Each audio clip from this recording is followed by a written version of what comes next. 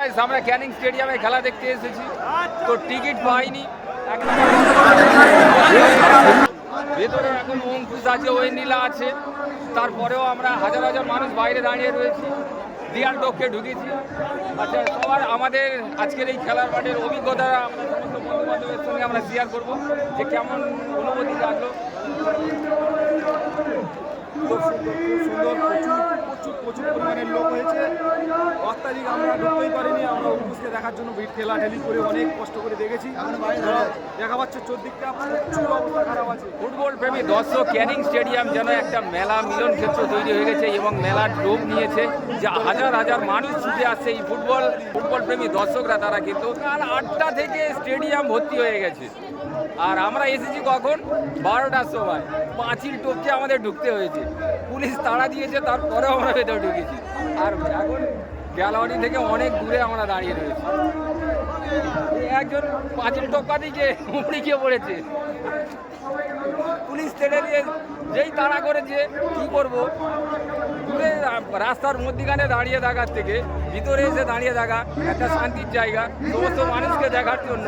অন্তত কাউকে দেখতে পাই না, মানুষকে দেখবো। এই যে মেলার মধ্যে আসার আনন্দটাই আলাদা। অঙ্কুশ বেরিয়ে চলে যাওয়ার পরে খেলা শুরু হবে।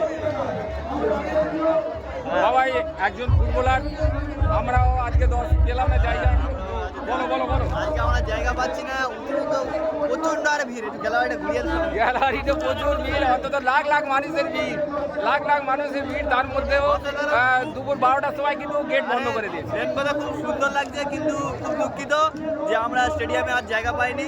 খুব দুঃখিত, কারণ প্রত্যেক সাতটা দিন আমরা জায়গা পেয়েছি, কিন্তু আজ ফাইনালের দিনে সকাল 9টা থেকে এসে ও পর্যন্ত আমরা গেট বন্ধ করে দিয়েছি।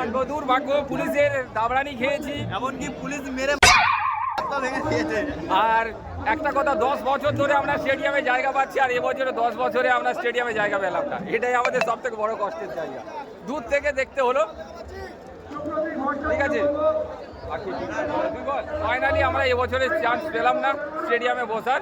তো গত বছর আমরা চেষ্টা করবো, কিন্তু তারা এটি পাচ্ছে, আমরাও পাচ্ছি না। এটা আমাদের দূর থেকে খুব আফসোস হয়, তারপরেও কিছু করার নেই। তো আমাদের ছোট্ট ভালোবাসার মধ্যে করে আমরা ভালো ভিডিও তৈরি করতে পারি না, যতটুকু করছি তার মধ্যেও আপনারা ভালোবাসা দেবেন এবং একটু শেয়ার করে সবার মাঝে ছড়িয়ে দেবেন। তো সবাইকে টাটা, বাই বাই, জয় হিন্দ, ফুটবল জিন্দাবাদ।